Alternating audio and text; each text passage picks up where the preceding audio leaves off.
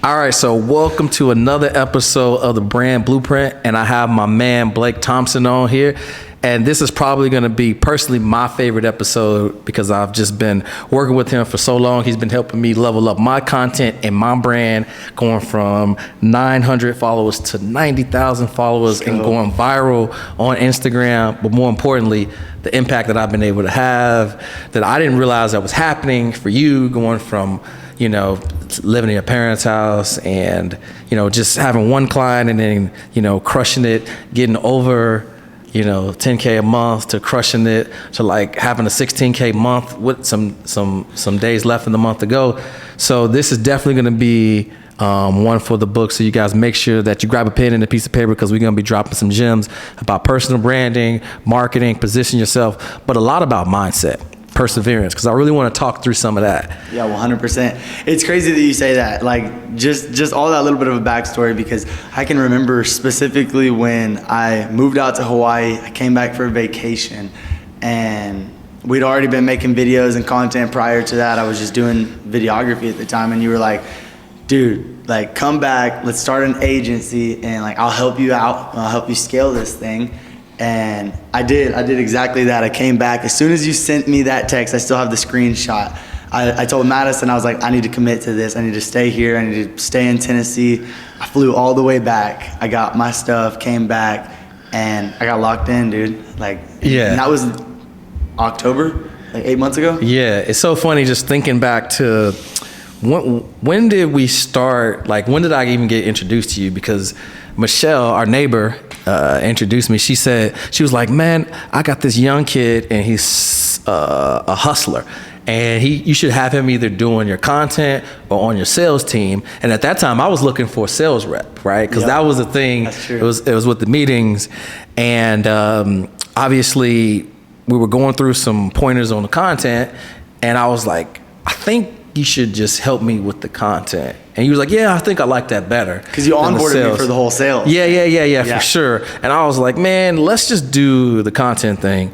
And that was probably one of the better decisions that I made, just because at that moment I was like, man, I'm doing this digital marketing thing. I'm trying to get clients, and I just really didn't have the personal brand. I was reaching out to people trying to get on podcasts and stuff like that. And I was like, man, I'm gonna have to level up. I need to get my social score up. And so in 2023, I didn't know what I was gonna do in regards to branding, how big I wanted to go, but I knew I wanted to commit and focus to the personal brand side just from watching was alexhormozi and imangadzhi just blew up. Just some people, Andrew Tate, just went viral. All those people online. And I was like, well, what asset do I have besides the skill set and doing the work for clients, or like my intellectual property that, in this space, after 2 years, it kind of goes away. I'm like, man, I need to build a personal brand, something that can make me money when I'm sleeping, build a reputation, but ultimately be a legacy, right, for the track record that I've been putting forth. And bro, I'm telling you,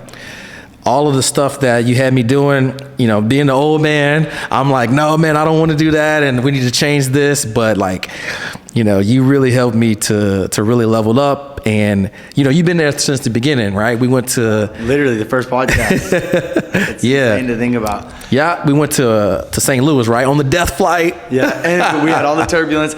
It's crazy to think because like at that time, like you said, you were asking me if I want to do the sales and the videos and stuff like that. And I have been watching videos on how to build an agency, this and that, every single day for months prior to even meeting you. I even told my buddy Lawson, I was like, I need to start an agency. I need to, I'm gonna find a mentor.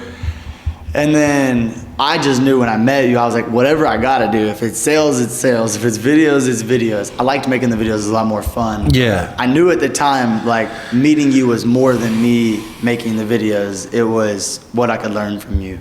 Yeah. And it is crazy because, like, now, we're sitting here filming this podcast in my apartment. Yes, really cool. And I can't tell you, but I ain't gonna lie, I can tell you actually that having FOMO and just being so impressed that, like, man, this view, panoramic view of Nashville is absolutely beautiful. The sun isn't even out, and this is perfect it's a perfect day, it's a perfect setting for a podcast.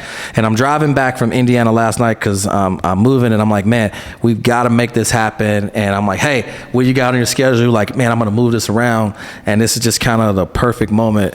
So, well, we've been trying to get this thing done this is your first time coming here. Yes. I've been here for 2 months. 2 months. It's crazy. Yes. There's just been so much on the schedule, and we've been trying to get this thing knocked out. And so I knew as soon as you said you had the 2 hours, I was like, I don't know what I have on my schedule, but whatever I do, it's getting moved.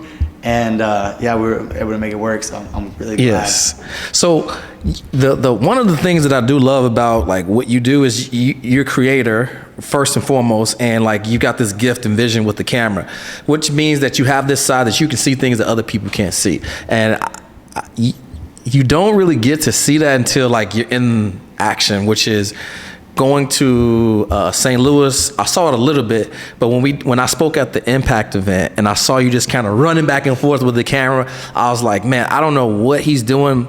And it looked unorthodox, but I was like, oh, he's got a good vision, which means that you have a unique skill set in being behind the camera, which means that, like, that creative moment, you can make people to look their best on camera, right? So you have that. So I was like, okay, got that part. But the tenacity and the work ethic, man, because I can't tell you how many times I give people advice about, if you do this, you can get this result. And you take that advice and you run with it. Yeah, right? That's the thing right there. It's not just the information, because we don't need more information, right? We need implementation. What are you going to do after you already know everything that you need to know? Yeah, and it's weird because, like, I think prior to meeting you, nobody above me was, like, ever doing anything, like, substantial, really. I don't want to say not substantial at all, but nobody I met was doing it like you, and it was exactly what I wanted to do. And so, having known that, like, I didn't have any direction. I didn't know what I wanted to do at all. Like, at the beginning, I didn't even really know what I wanted to offer and who I wanted to work with. And so anytime that you had some piece of direction for me, it was just like, I'm going to take it and I'm going to run with it. I'm going to do it. And then as I learn to figure this out throughout the way, if there's some things I want to shift around and move around, then obviously I can. But I don't think there's anything that you tell me that I shut down. It's like if I'm asking you and you got an answer for me, I'm going the same day and I'm figuring out how to put it in place. Yeah, it does. It has worked so well for me. I mean, it's crazy because I give a lot of credit to myself, but I give so much credit to you for, like, even getting to be in this place and have my agency and work with the people that I work with, because, like, I probably would have just fumbled it, you know? Like, I would have maybe not put in all the work, or I would have just gotten discouraged and just moved on to something different. Like, you've seen it better than anybody. I have shiny strategy syndrome, like you like to call it. And I'm always looking for the next best opportunity, the next best thing to do. And you're just going to keep me level-headed. You're like, dude, like, just stay put. Gotta focus, man. There's so many. It's working. Yeah. You just have to, like, more input, turn up the volume, crank the heat. Yeah, for sure. I always appreciate that. Serge talks about this all the time. Shout out to Serge. And he talks about the rate of change, which is, it's like, you have the information, but how quickly can you implement it so that you can get the result that you're looking for?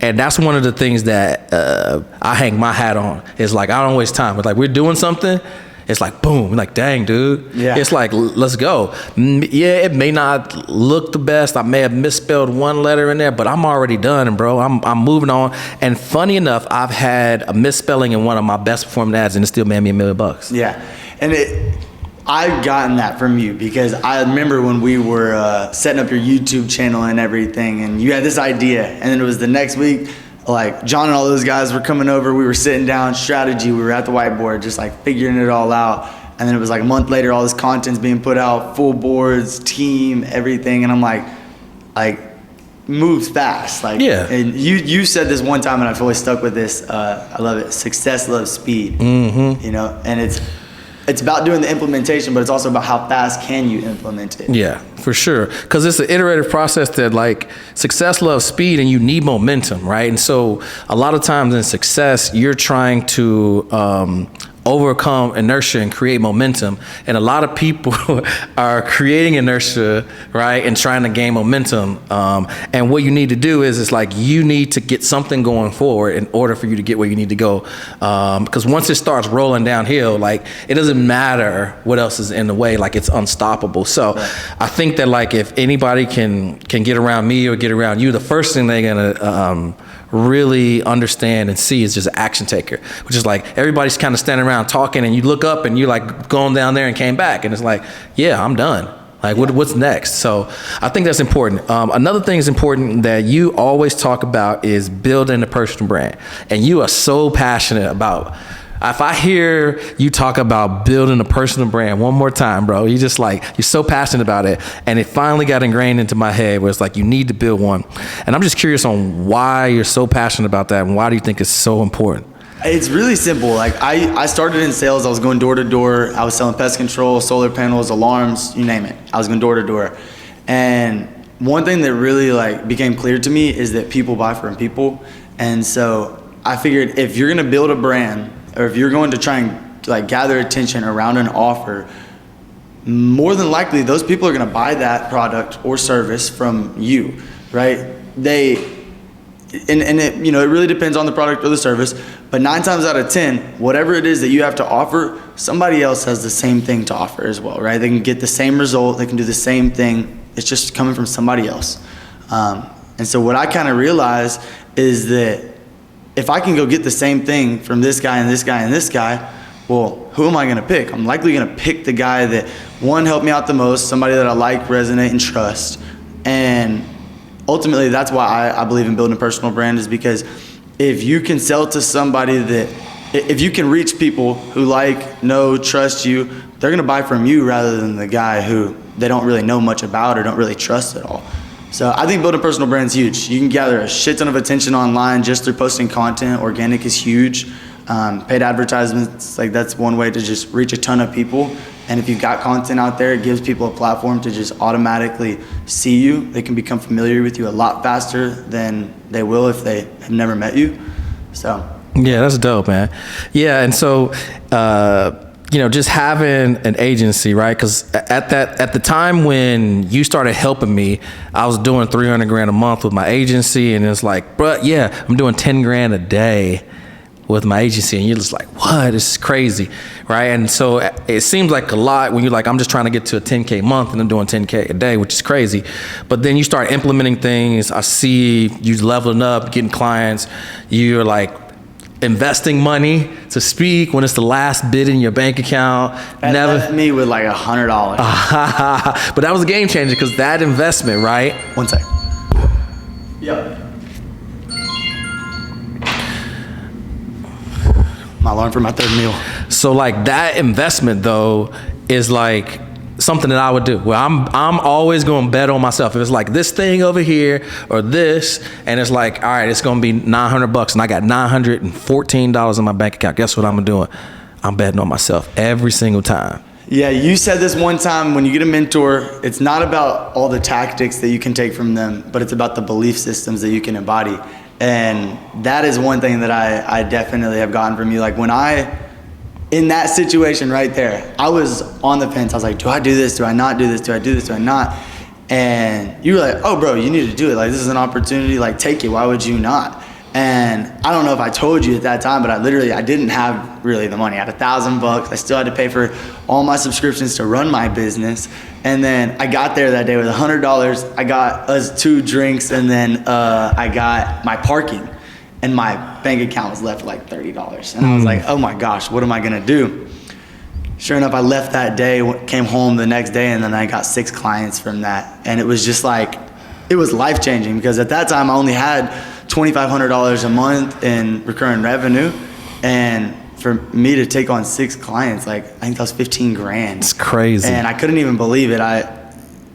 It was life-changing. It was. And so, having not bet on myself, I would have not been there. And I don't even think I would have bet on myself if I didn't, have you. Yeah, and that was crazy, because Cody asked me, he called me and was like, man, Blake's young, but I just don't know that much about him, and what's he gonna get up there and talk about, and usually it's this and that. I was like, man, just give him 10 minutes. I was like, here's one thing I do know. There's a lot of people that's gonna be in that room that don't use social media, and he is 20 years old, and he probably knows more about social media than everybody in that room combined, and the average age of the people in that room is about 40 years old, so you need somebody young up there to kind of switch it up and talk about the new things that are going on. And I was like, from what I know about him, he's helped me grow my business. So I can only tell you that the results of the stuff that he's been helping me with has helped me go from 900 to 90,000. So you can kind of say, you can say, he's kind of an expert in that. He's helping me with it. He's doing it for himself. So I was like, man, that was step one. And then the other thing is to be 20 years old, to get up in a room full of people that are like, could be your father, right? Or your mom. To get in there, and that takes a lot of conviction and confidence. And when you said you were 20 years old, bro, you turned so red because this one dude just stood up and just started clapping, and then everybody started clapping. Dude, that was a great moment, bro. I didn't know what to do. I mean, my cheeks got so red. At that point, I think my mind went blank. I was like, oh, all these people are clapping for me. I'm like, I just feel like a normal kid, right? And so it definitely threw me for a loop. I was standing there blanked out looking at everybody, and I was like, actually, yeah, this wraps it up. Hey, see you guys. But it went awesome, and I think everybody got the message. I think it was definitely one of the best things I could have done for myself in that moment. Yes. It kickstarted my business 100%. Dude, think about all the other stuff that happened there, right? So the first thing was his authority of being in the greatness factory. That event was, the energy at that one was probably the best, right? Because it was small. It was the first one. Coach Bird came out swinging. Cody had a lot of people there. Dave Witcher had like 20 people there. Another lady had like 50 people there. So it was a bunch of people that were believers and fans. And then Dave Witcher went to go speak first. So then we're like, oh shit, we need to have one of these banners like he had. So I'm like, hey, create one of these. So we both had one. Yeah, so you went and created one in Canva real quick. And then from there, speaking on stage, and the branding and content, authority-driven stuff that came from doing that was well worth $1,000, right? Oh yeah, I mean, even if nobody was in the room, you know what I mean? Even if nobody was in the room, for me to put my suit on, be standing there, have that backdrop, all of it was definitely crazy. But to have the image of people clapping while you're standing there, it was too. different. Yeah, because I came in, and I don't know, I was nervous as hell, and I was like, you know what, I need to do something to get my energy up and everybody else's. It was kind of like quiet. So I ran through and I was like hyping everybody up, high-fiving them and stuff as I came through. And that made me feel a lot better as I was coming in. I was like, all right, now people are excited. Now I can talk about something that's not so exciting, but people feel a little bit of an edge. Now they're a little bit eager to hear about it. Yeah, and the reason why people stood up and clapped, I think, is because at 20 years old, I can tell you what I was doing. I was hanging out in bars. I was chasing chicks. I didn't have my life together. My mom was still paying my cell phone bill at the time, right? And for you to be 20 years old, being an entrepreneur, being in business, paying $1,000, which I didn't have $1,000 back then, to speak on stage, not knowing if you were gonna, make a return from that. Like, that's a salute, bro. That's a huge salute. So we can say, you're betting on yourself, that we wish we had that courage at that time. Some people did, but a lot of people honestly didn't. And so doing that is like one step betting on yourself and investing in yourself. But I'm curious now, as we transition to you not just having $1,000 in your bank account, right? Yes. To what were some of the struggles? Because I know we talked about this before, just like, dude, I was doing content for Arturo and I'm writing these scripts and editing these damn videos and it's pissing me off. He's like, change this, right? Like now as you're transitioning to helping people create an offer as opposed to just doing the done for you, escaping the 9 to 9, right? So you escape a 9 to 5 to get a 9 to 9 as an agency, and now you're teaching content agencies how to productize their service and create an offer so you can remove yourself from the day-to-day operations of, I don't know what agencies kind of experience, but what has that been like, and what are some of the challenges that content agencies have that you were like, dude, I hate this? So yeah, I'll just start with the struggles. When I was running my agency, it was a struggle because one, all the service that comes with it, right? Especially in the beginning, you have very little like people and team, and when you're trying to manage it all, you have so much like that you have to actually get done. And then you get the check and you're like, well, now shit, I have to pay the editor and this and that. And then by the end of it, this $2,500 like invoice that was just paid ends up being like $600-700. And you're like, I did all this work for $600. And then you just have this thought process of, it's okay, I'm gonna scale it, I'm gonna get more. And then you go to get more, and then you realize how much time is actually being taken. And I realized that I can talk to people, I can help provide them the same result and spend less of my time. They have a more predictable system in place. And in the future, right, when they're done working with me, they can take the information that they've been given and give it to any of their new team members, right? And they'll always be able to carry that. So my thought process was just, why run this agency, have all this stress, all this overhead, like loss of profit, when I can help people get the exact same results and reap the benefits of all of those things. Yeah, for sure. Well, so let's dig a little bit deeper though. So what were some of the things that was just killing you? It's like, I hate doing this every single day. Like, what were some of the day-to-day things that you were having to manage and to do for clients and running the business? Well, in the very beginning when I was editing, that was horrible. And then I realized I didn't have to do that, so I got an editor. And then it was still horrible, because having editors, even though they may do great work, you're playing like almost as a middleman. And so you're having to have the client tell me, hey, I want this revisions, can I get this changed, or can I get you to make this video for me? And it's like, wow, we agreed on 30 videos, but I mean, I guess I'll do these other 5 videos, I'll bite the cost, right? And then having to go to the editors and then telling them that, like, hey, can you knock this out for so-and-so? But they're also on a 12-hour time difference. They're overseas, right? So having to get a hold of them, and then the client's coming back to me and saying, hey, bro, it's been 3 days. Where's my video? You said it would be done. And I'm like, I can't really do much. I'm not the one touching the videos. It's these guys. And so I just had like people who were unhappy. And luckily with you, like, you were always pretty patient with me, you know, and like you kind of understood where I was at and what I was doing. But I mean, you even like experienced it where some days it would be 4 or 5 days before you get a video back. Yeah. Because just the miscommunication and things. Like, I really, more than anything, just like to talk to people. And I feel like I was just not happy having to manage everybody else when it was costing me so much in return, you know? Yeah, you feel like you're kind of babysitting, and it's impossible. It's an impossible situation, and then I'm sure it was impossible once you get all of it done, and then somebody's like, "Hey, can you change this or change that?" Right? Well, I don't like this. So, at one point, did you like, okay, I got to make some changes? Like, what was the culmination? What was the thing that was the straw that broke the camel's back? And it was like, F this, like, I got to change this business or I'm shutting this down. So I didn't even know that I wanted to do the consulting until I did that speaking event that we were just talking about. Because then I got all those new customers that I didn't have before, and it was like an influx of business. And now I was on the hunt for 2 more video editors who could help me out. And I was trying to manage it all, and then I was like, this is just way too much. So then I asked one of them like about the consulting structure and if they were interested in like the calls. And I was already entertaining that idea with somebody named Michelle. And so I was already on the fence of doing this, wasn't sure if I should or not. And whenever Dan agreed to it, I was like, all right, I mean, if he can say yes to this, I'm sure that I can get other people to say yes to this as well. So I pitched them all, because they'd already been paying me for the agency service, so the price and everything never changed. But just the way you delivered it was changing. Just the way that I delivered it. Okay. And so I went to them and I was like, hey, I think that we're gonna have a lot better results. I think you guys are gonna be happier if we go about it this way. And everybody kind of agreed with me on that. So it was a pretty easy shift for me, thankfully. When I did it though, it made a world of difference. Like my profits and the amount of stress that I had and just the amount of time that I was spending.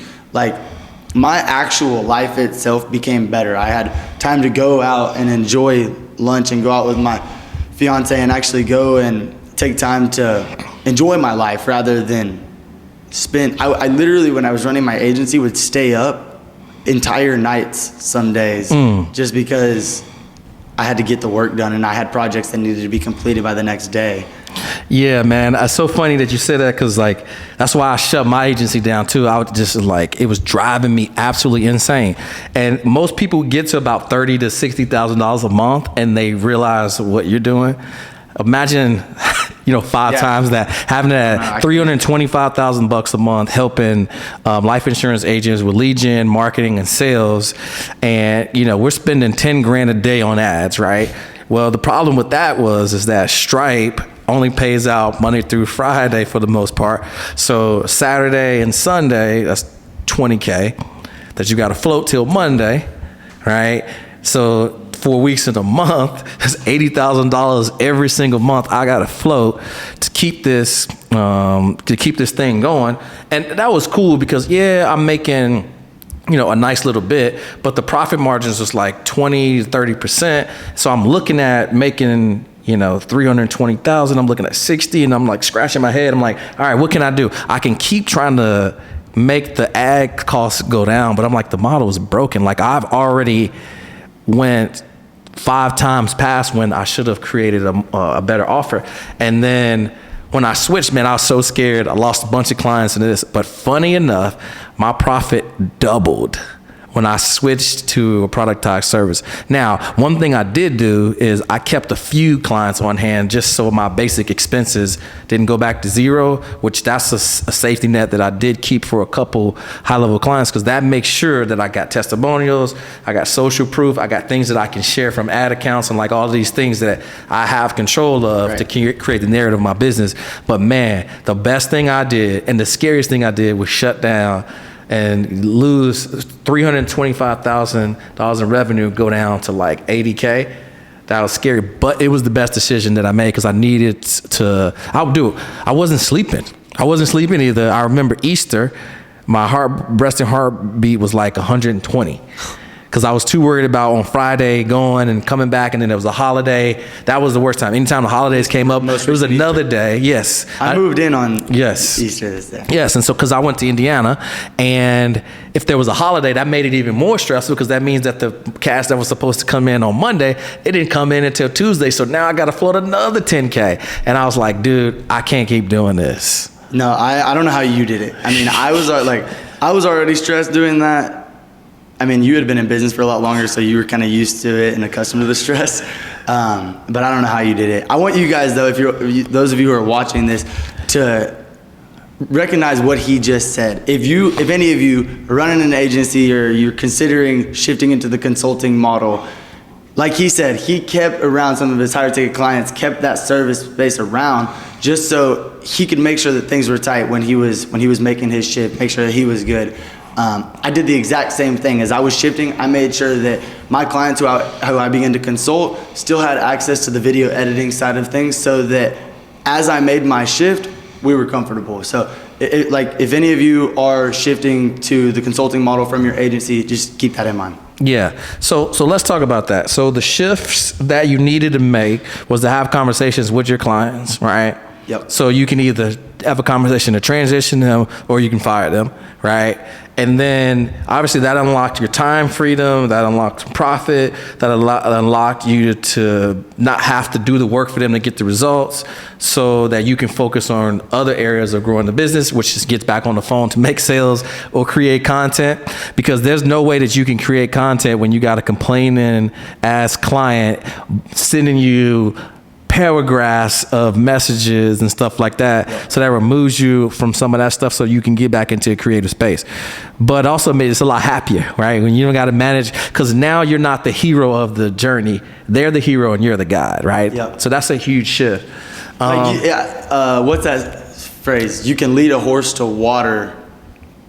Something, right? Yeah, but you can't make them drink. Yeah, you just can't make them drink. And I like that because it is, right? Like, they have to be the king and the queen of their own stories. They have to be the ones to actually get the work done.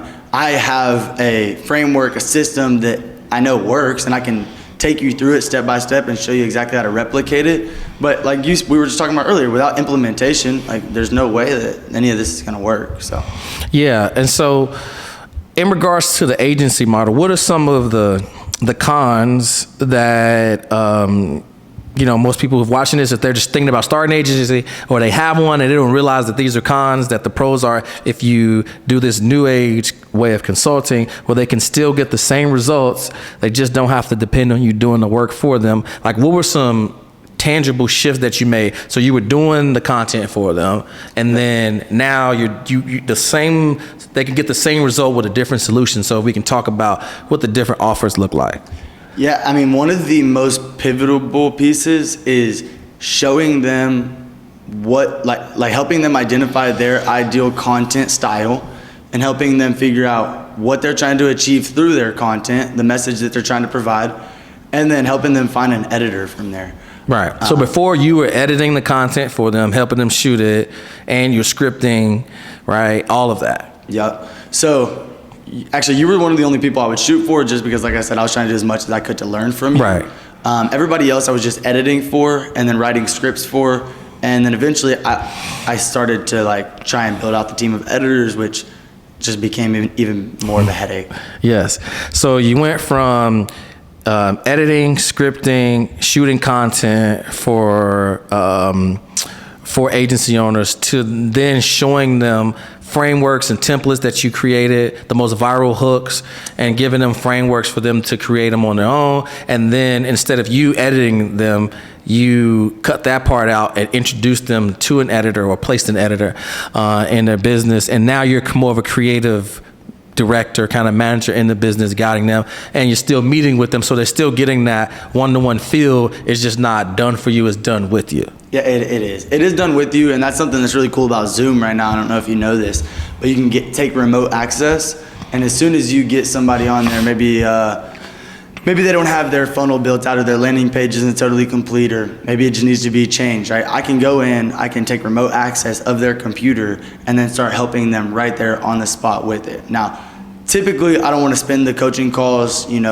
doing that kind of stuff with them. But if it's something that they really don't know how to do, something they really don't understand, and something they really need to be shown, then I love that feature. Yeah, man, and that's one of the things that we were talking about beforehand is like the thing about coaching and coaches is you just don't need to just give them high-level stuff. There needs to be that in frameworks, but there also needs to be some tactical things, because we're coming into these programs and we got things all tangled up, and if we're still having to just think through it ourselves, that's what's making it more tangled. We need somebody to say, hey, here's what it looks like. We need to lay it all out. You walk over there, I'm going to walk over here, and we're going to untangle this thing together, and I'm going to give you some tactical things. So when you're on a coaching call, right, like you need to show your expertise as well by getting in there and relieving that tension, because people are coming on these calls, man, they're frustrated. They may act like they're the polite and kind of calm, but man, they're all frustrated. You know what it is when you can't figure something out. Somebody shows you how to do something, you're like reading the directions, trying to put something together, and it's like, that's not how it freaking goes, right? Or you coming up on this screen that you can't get past, and they can come on a call and you can help them untangle that. That's a huge part of coaching, and I feel like we're getting away from like actually helping people get the results, and we're just giving them information and just talking to them about stuff, man. I mean, honestly, that's the beautiful part about being an expert, right? Like, we have the ability to read the room, or read the Zoom, I guess, and just kind of get a feel for that person and where they're at, what they're actually running into, because we've already faced it ourselves.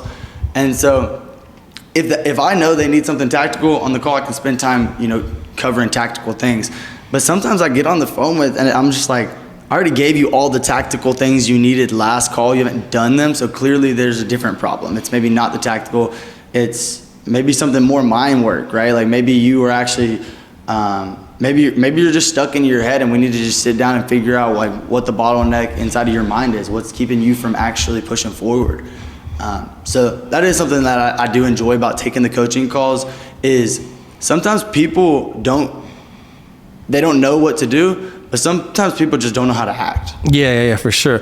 And I feel like people overlook and skip the mindset section of so much stuff. If I look in Kajabi at my course, like everybody skips to the tactical, the Facebook ad stuff, and they skip over the mindset stuff. But the mindset stuff is what made me $10 million online, man. Everybody wants to think that they have it all figured out, Yeah. Even me, when I first met you, like I have had to learn to not be a know-it-all, right? Like when I was young, my parents used to just call me a know-it-all all the time.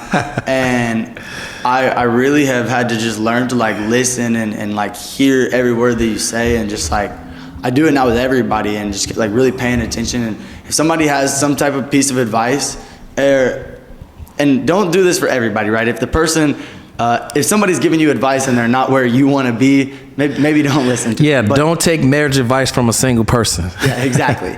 But you know, with you, in my case, you're doing exactly what I want to do. So anytime that I got advice, it was always just like, you know, one foot in front of the other. I'm going to take what he says, just do it. Yeah.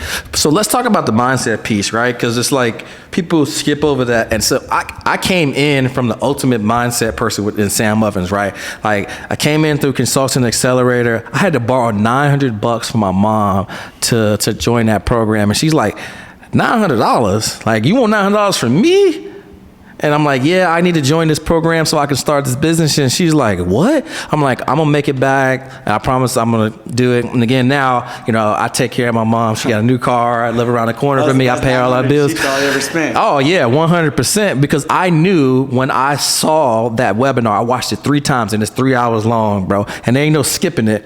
And I remember I was cooking tacos for lunch and I got an AirPod in and I'm waiting for it because he only had it as a webinar that came on at 2 and 7, and I missed the 2 o'clock because I was waiting tables at the Southern. Shout out to the Southern being right here, baby, which is crazy. And so I'm waiting tables in the Southern, and so I didn't get off lunch till 2:30, so I missed the first one. I get home, I'm like, dang, I gotta wait till 7, and I get the email, and I'm clicking it, and I'm watching it, and I'm like, this is it. But the problem was it was $2,000 up front. I didn't have $2,000, and then it was 6 payments of $497. And the reason why I got $900 from my mom is because I wanted to have a little bit so that the next month, if I needed to make a payment, I only needed to come up with $100 from out of my check. And that's usually what I had left over from waiting tables after all my bills was paid. So I got the course, and man, the mindset was a game changer for me. Right. And a couple things that I still do to this day is I have this manifesto that talks about, it speaks about the things that I want to achieve in the present. And man, there's something about, you know, life and death is in the power of the tongue, but there's something about speaking things over your life. Like we always say, oh, you're so ambitious and this and that. But when you say, right, I'm a 7-figure earner, I help entrepreneurs to do X, Y, and Z. I'm living in a penthouse in a panoramic view of Nashville, right? Like saying that every single day, it's something that happens in your mind that you start to believe it, you start attracting these things. And I know it sounds woo-woo, but the thing is I started to believe that I could achieve those things. So I started taking the actions that would dictate what I needed to do to figure it out so that I could hit those goals. And that was the mindset was a huge piece for me. The mindset portion of that training program still to this day is the reason why so many entrepreneurs online are crushing it, because we had to get away from the old way of thinking and we had to transcend it and become a different person. Arturo 2.0, baby. Gosh, it's crazy because mindset is actually like, I've built my mind to the way that it is now, and now it's just my life, right? Like sometimes I don't think about the mindset that I carry every day anymore, right? Before, all the time I was figuring out how can I shift my mind to thinking differently. But it is just really, it's wild because in manifestation, I feel like the only way to manifest the things that you want into reality, right? If you can see it with your third eye in your mind, you can hold it. And I think that is very, very true, but I also think the only way that does become reality is with faith and like belief, right? If you don't believe it, right? Like you said, you would say it so much that you tricked yourself into just believing it until it was reality. Like you won't have it.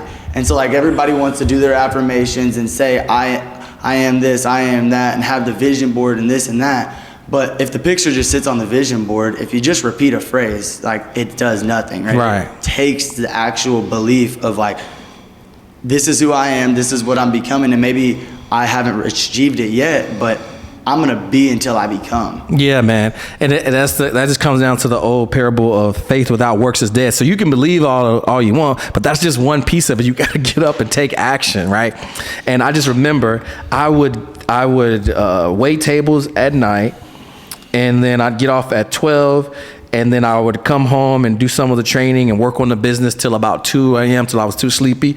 And then I would go to bed and have my alarm set for 6 to get up before Alex and Jaden at that time. Actually, Jaden wasn't even born then. I would get up before I had to take Sierra to school. Dang, I'm getting old. It's crazy. She just graduated from school. So I would have to take her to school. So I would get up at 6 because she had to get ready at 7:30. And I would work on the next step in the business. Then I would come back, work on it some more, and then probably about noon, eat lunch, take a nap, and then I would get ready to come to the Southern and wait tables. And I did that for 6 months. And I went from 0 to 10K a month in 6 months and 29 days. And I was like, man, I got to get out of this restaurant business. And every day I was there, I embraced the feeling of how much I wanted to be an entrepreneur and work for myself, that I was like, I can't continue to do this. Something's got to change. And in the words of Jim Rohn, in order for things to change, you got to change. And so the mindset that I had was, I have the tools now. I've been wanting for this. I've been praying for this opportunity, but I'm like, now I got to do something with it. And I feel like people, even on calls I take, man, I've been watching all your content. I've been following you X, Y, and Z. I've been looking for a system like this, and they still don't take action. It's been like handed to them on a silver platter. So how do you focus on knowing what action to take and when to go all in and when to kind of scale back? Like, how do you navigate that? This is a perfect question for right now, because right now, like over the last couple weeks, I have felt like I was in this little bit of a funk. And I think sometimes we just have such an influx of information, and all these things just start to pile up and just jumble up in our minds. And then we have so much on our plates at the same time, things that we're trying to manage: life, business, relationships, all of it, right? And then eventually it just begins to become so chaotic that I can't think about one thing or the other. It's like everything is just crossing my mind all at once. And when I feel like that, that's when I pull back and I take a step back and I try to just look at everything from an outside perspective. I don't focus so much on everything. I'm not working so hard. I'm more so just trying to play my cards smart, right? Because I'm a hard worker, you're a hard worker, and sometimes it's easy to just work really, really hard and then not even realize that for the last 3 or 4 days you've been working in the wrong direction. And so I pull back when I feel like I'm jumbled. Yeah. And I go all in when I feel confident in the decision. So today, me and you did our coaching session, and I feel so much clarity in where I'm at and where I'm headed and what I want to do.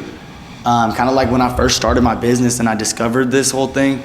And so, I think it comes in waves, and which is also hard to manage sometimes, because I know in business we have to have momentum.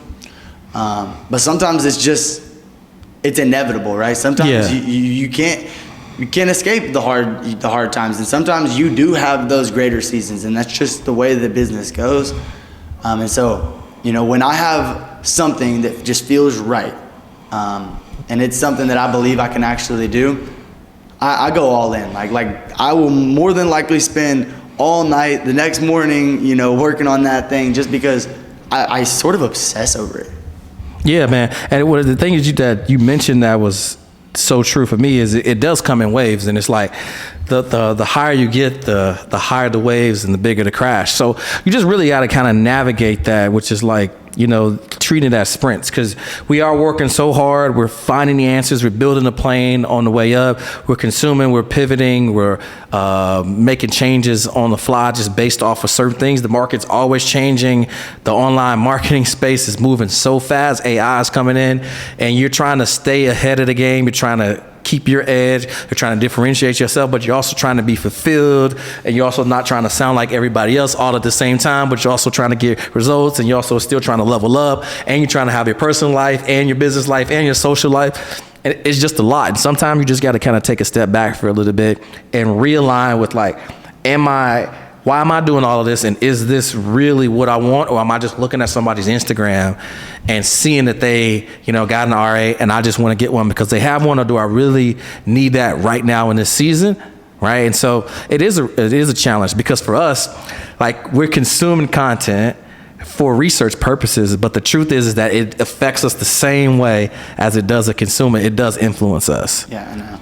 And that's really hard too. I mean, like I've had to try and find ways to stop watching people's content, right? Like if you ask me who are some influencers that I like base some of my work off of, I couldn't tell you one anymore because I've literally stopped watching them. It's just distracted my mind. If I've figured out anything, right, it's that every problem inside of my business, I already pretty much know what I need to do, unless it's the extreme tactical, right? Like us breaking down the tacticals as far as the ad campaigns and the VSL earlier.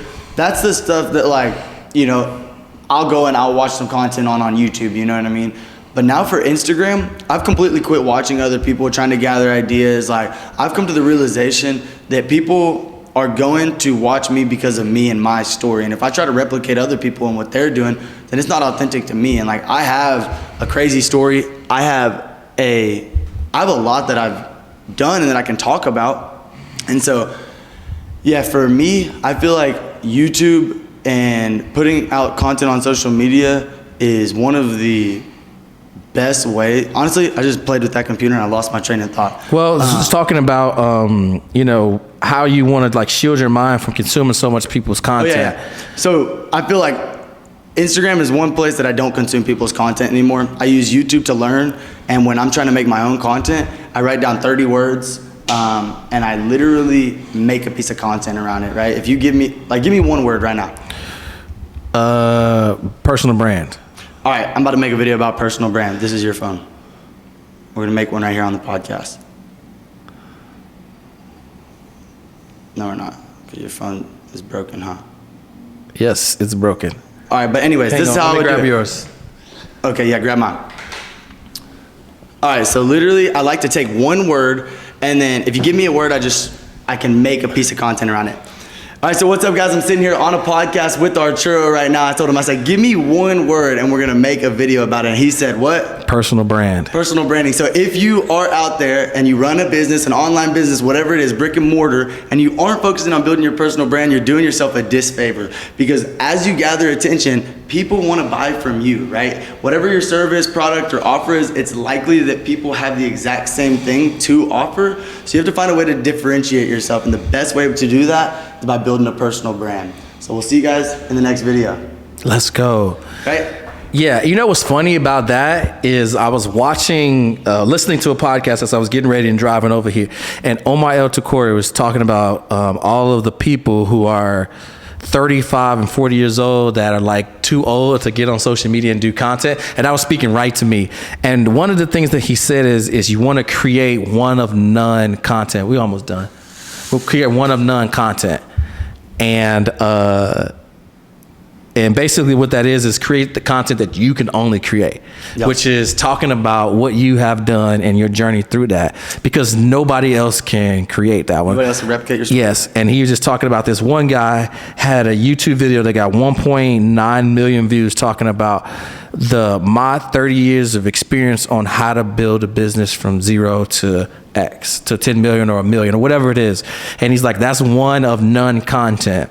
And the way that you can do that is by talking about your experience, about what you have done, right? I have this saying that don't tell them what you're gonna do, show them what you did, right? And that's what I feel like a lot of times in this space is monkey see, monkey do. Is like the easiest way and the clarity that you get is instead of like talking about this thing over here, is just showing people what you did, how you went from to escaping the 9 to 9 to done for you, to creating an offer to unlock profit, scale, and financial freedom, time freedom, clarity in your business, right? That's so easy to talk about now because you did that. Exactly. And I like talking about it, you know?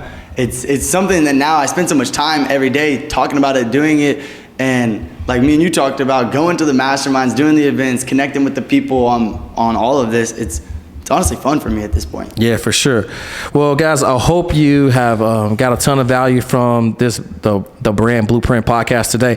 Blake, man, if people are listening to you and they're like, I love the expertise about brand building, taking Arturo's content from 900 to 90,000 is crazy in 12 months, and they're looking to connect with you, and especially if you're a content agency and you want to escape the 9-to-9 grind and you want to start to have that financial and time freedom by creating an offer and productizing your service and removing yourself from the results from your clients, how can they get a hold of you, bro? So on Instagram, you can find me at It's Blake Thompson. There's no P in Thompson. And you can find me on YouTube too for just Blake Thompson. And I wanted to go ahead and put this out there before we wrap this up. This podcast is an awesome podcast. Arturo creates an incredible environment. He makes you feel super comfortable on camera. And I'm gonna tell you right now, like, if you're out there, you're building your business and you're looking at this podcast and you're thinking to yourself, wow, one day I wanna be on Arturo's podcast, I promise you, you're not far off. Just keep grinding. Yeah, for sure. Well, Blake, man, this has been one for the books, bro. I can tell you that I'm proud of you, and I know that the best is yet ahead for both of us. All right, guys, we'll see you in the next episode. Peace.